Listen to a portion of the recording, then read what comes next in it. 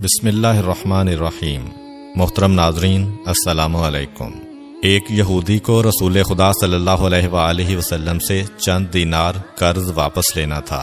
ایک دن آپ راستے میں جا رہے تھے کہ وہ یہودی آپ کے پاس آیا اور اس نے کہا، جب تک آپ میرا قرض ادا نہیں کریں گے اس وقت تک میں آپ کو یہاں سے نہیں جانے دوں گا۔ نبی اکرم صلی اللہ علیہ وآلہ وسلم نے فرمایا، اس وقت ادائیگی کے لیے میرے پاس کچھ بھی نہیں ہے۔ یہودی نے کہا، جب تک آپ میرا قرض واپس نہیں دیں گے میں بھی آپ کو یہاں سے جانے نہیں دوں گا۔ آپ نے فرمایا، اگر یہ بات ہے تو میں تیرے ساتھ یہیں بیٹھ جاتا ہوں۔ یہ کہہ کر آپ اس کے ساتھ بیٹھ گئے۔ جیسے جیسے وقت گزرتا گیا آپ کے صحابہ وہاں جمع ہوتے گئے۔ جب انہوں نے یہودی کی یہ جسارت دیکھی تو انہوں نے اس کو سزا دینے کا ارادہ کیا۔ آپ نے انہیں ہر طرح کی تادیبی کارروائی سے روک دیا اور فرمایا کہ تم دور چلے جاؤ۔ حکم رسول کے تحت صحابہ دور چلے گئے۔ سورج لمحہ بلمحہ گرم ہو رہا تھا اور اس کی تپش سے آپ کو اذیت پہنچ رہی تھی، یہاں تک کہ آپ کے چہرہ اطہر سے پسینہ بہنے لگا۔ اس کے باوجود آپ نے کسی طرح کے غصہ کا اظہار نہ کیا اور کوئی سخت جملہ نہ کہا۔ آپ سارا دن وہیں بیٹھے رہے اور ظہر، عصر اور مغرب و عشاء کی نمازیں وہیں پڑھیں۔ پھر رات چھا گئی۔ آپ نے رات بھی وہیں بسر کی اور فجر کی نماز بھی وہیں پڑھی۔ صحابہ یہودی کو ڈرانے دھمکانے لگے۔ آپ نے فرمایا، تم اس سے یہ کیسا سلوک کر رہے ہو؟ صحابہ نے کہا، یا رسول اللہ، اس کی یہ جرت کہ آپ کو یرغمال بنا کر اپنے پاس بٹھا لے۔ آن حضرت صلی اللہ علیہ وآلہ وسلم نے فرمایا، اللہ نے مجھے اس لیے نہیں بھیجا کہ میں کسی ہم پیمان یا کسی اور پر ظلم کروں۔ جب دن چڑھا تو یہودی نے کلمہ اسلام پڑھتے ہوئے کہا، اشہد ان لا الہ الا اللہ و اشہد ان محمدًا عبدہ و رسولہ۔ میں اپنی دولت کا ایک حصہ راہ خدا میں دیتا ہوں۔ میں نے آپ کو اس لیے نہیں روکا تھا کہ میں آپ کی توہین کروں۔ اس ذریعے سے میں آپ کے پیمانہ صبر کو آزمانا چاہتا تھا، کیونکہ تورات میں نے آپ کی یہ صفت پڑھی ہے، محمد بن عبداللہ مکہ میں پیدا ہوگا اور طیبہ کی طرف ہجرت کرے گا۔ وہ تندخو اور سخت مزاج اور بیہودہ گوئی کرنے والا نہ ہوگا اور کوئی جھوٹی بات زبان سے نہیں کہے گا۔ اس طرح سے میں نے آپ کو یہاں رکھ کر اس بات کی تصدیق کی ہے کہ تورات نے بالکل سچ کہا تھا۔ رسول اکرم صلی اللہ علیہ وآلہ وسلم مبعوث برسالت ہونے کے 3 سال بعد تک خفیہ طور پر دعوت اسلام دیتے رہے۔ اس کے بعد اللہ تعالیٰ نے آپ کو حکم دیا کہ آپ کھل کر اللہ کا پیغام پہنچائیں اور لوگوں کو خدا کی طرف دعوت دیں۔ ایام حج شروع ہوئے تو پورے جزیرۃ العرب سے لوگ مکہ کی طرف آنا شروع ہوئے۔ نبی اکرم صلی اللہ علیہ وآلہ وسلم کوہ صفا پر چڑھے اور آپ نے بلند آواز سے فرمایا، لوگو، میں اللہ کا رسول ہوں، تم اللہ رب العالمین پر ایمان لے آؤ۔ لوگ آپ کی طرف متوجہ ہوئے اور انہوں نے تعجب سے یہ اعلان سنا اور سب کی خواہش ہوئی کہ وہ اعلان کرنے والے کو دیکھیں۔ پھر آپ صفا سے اتر کر مروہ آئے اور وہاں پر بھی آپ نے 3 بار یہی اعلان کیا۔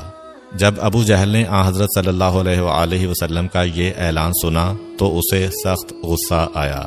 اس نے زمین سے ایک پتھر اٹھا کر آپ کی پیشانی پر مارا، جس سے آپ کی پیشانی زخمی ہو گئی، خون بہنے لگا اور آپ کا پورا چہرہ لہو لہان ہو گیا۔ اس کے بعد تمام مشرکین آپ کو پتھر مارنے لگے۔ نبی اکرم صلی اللہ علیہ وآلہ وسلم مجبور ہو کر کوہ ابو قبیس پر چڑھ گئے اور ایک چٹان کے پیچھے جا کر چھپ گئے۔ مشرکین نے بھی آپ کا تعاقب کیا لیکن آپ انہیں کہیں دکھائی نہ دیے۔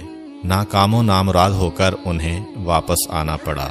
اسی اثناء میں ایک شخص نے حضرت علی علیہ السلام کو اس واقعہ کی اطلاع دی اور کہا کہ میرا خیال یہ ہے کہ محمد مارے جا چکے ہیں، نعوذ باللہ۔ یہ سن کر حضرت علی علیہ السلام کو شدید دکھ ہوا اور آپ ام المومنین حضرت خدیجہ الکبریٰ سلام اللہ علیہ کے پاس آئے اور ان سے کہا، میں نے سنا ہے کہ مشرکین نے رسول خدا صلی اللہ علیہ وآلہ وسلم پر سنگ باری کی ہے اور بعض لوگوں کا یہ گمان ہے کہ نبی اکرم شہید ہو گئے ہیں۔ آپ روٹی پانی اٹھائیں اور میرے ساتھ انہیں تلاش کرنے کے لیے چلیں، ممکن ہے ہمیں ان کا کہیں نشان مل جائے۔ آپ وادی پر نظر رکھیں اور میں پہاڑ کے دامن میں آپ صلی اللہ علیہ وآلہ وسلم کو تلاش کرتا ہوں۔ آپ روتے ہوئے آگے بڑھے اور آپ کہہ رہے تھے، یا رسول اللہ، ہمیں جواب دیں، آپ کہاں ہیں؟ میری روح آپ پر قربان، آپ کس وادی میں بھوکے پیاسے ہیں؟ آپ نے مجھے اپنے ساتھ کیوں نہ لیا تھا؟ حضرت خدیجہ رو رو کر فریاد کر رہی تھیں، کوئی ہے جو نبی مصطفیٰ کی مجھے خبر دے؟ کیا کسی نے انہیں دیکھا ہے جو مجھے ان کے متعلق بتلائے؟ اس وقت جبریل امین علیہ السلام رسول خدا صلی اللہ علیہ وآلہ وسلم پر نازل ہوئے۔ ان کے پیچھے ملائکہ کی بہت سی صفیں تھیں۔ انہوں نے حضرت صلی اللہ علیہ وآلہ وسلم سے کہا، خداوند جبار نے ہمیں آپ کے فرمان کی تعمیل کے لیے بھیجا ہے۔ اگر آپ چاہیں تو ہم اس قوم کو تباہ کر دیں گے اور ان کا دنیا میں کہیں نام و نشان تک دکھائی نہ دے گا۔ رحمت للعالمین نے فرمایا، میں نبی رحمت بنا کر بھیجا گیا ہوں، میں عذاب و انتقام کا حامی نہیں ہوں۔ پروردگار میری قوم کو معاف کر دے، وہ مجھے جانتے نہیں ہیں۔ جبریل امین علیہ السلام نے حضرت صلی اللہ علیہ وآلہ وسلم سے کہا، خدیجہ سلام اللہ علیہا آپ کو تلاش کر رہی ہیں۔ خدیجہ کے رونے نے آسمان کے فرشتوں کو رلا دیا ہے، آپ انہیں جواب دیں، خدا کی طرف سے اور ہماری طرف سے انہیں سلام پہنچائیں اور انہیں جنت کی بشارت دیں۔ نبی اکرم صلی اللہ علیہ وآلہ وسلم نے خدیجہ و علی کو صدا دی اور انہیں اپنے پاس بلایا۔ دونوں شخصیات آپ کی خدمت میں حاضر ہوئیں۔ انہوں نے آپ کی پیشانی پر پٹی باندھی اور گھر لے آئے۔ جب مشرکین کو معلوم ہوا کہ نبی اکرم صلی اللہ علیہ وآلہ وسلم اپنے گھر آ چکے ہیں تو انہوں نے گھر کا محاصرہ کر لیا اور سنگ باری شروع کر دی۔ حضرت علی علیہ السلام اور حضرت خدیجہ سلام اللہ علیہا آپ کا دفاع کرنے لگے۔ جب سنگ باری میں معمولی سا وقفہ ہوا تو حضرت خدیجہ گھر سے نکلیں اور انہوں نے چیخ کر کہا، فرزندان قریش، کیا تم سے حیا رخصت ہو گئی ہے؟ تم اپنے قبیلہ کی معزز اور محترم خاتون کے گھر پر سنگ باری کرنے لگے ہو۔ اگر تمہیں خدا کا خوف نہیں ہے تو دوسرے لوگوں کو اپنے اوپر ہنسنے کا موقع نہ دو اور اپنے لیے ہمیشہ کی ذلت و بدنامی تو نہ خریدو۔ جب مشرکین نے حضرت خدیجہ سلام اللہ علیہا کی گفتگو سنی تو ندامت کے مارے ان کے سر جھک گئے اور وہ شرمندہ ہو کر اپنے گھروں کو چلے گئے۔ نبی اکرم صلی اللہ علیہ وآلہ وسلم نے دعوت اسلام کا آغاز ان روح فرسا واقعات کے ساتھ کیا تھا۔ آپ پر کروڑوں سلام ہوں۔ آپ نے لوگوں کو گمراہی و ضلالت سے بچانے کے لیے قدم قدم پر تکالیف اٹھائیں اور صدمے برداشت کیے۔ امید کرتا ہوں کہ آپ کو آج کی ویڈیو اچھی لگی ہوگی۔ اگر آپ کو ہماری ویڈیو اچھی لگی ہے تو ویڈیو کو لائک کریں اور مزید اس طرح کی ویڈیوز دیکھنے کے لیے ہمارا چینل سبسکرائب کر لیں۔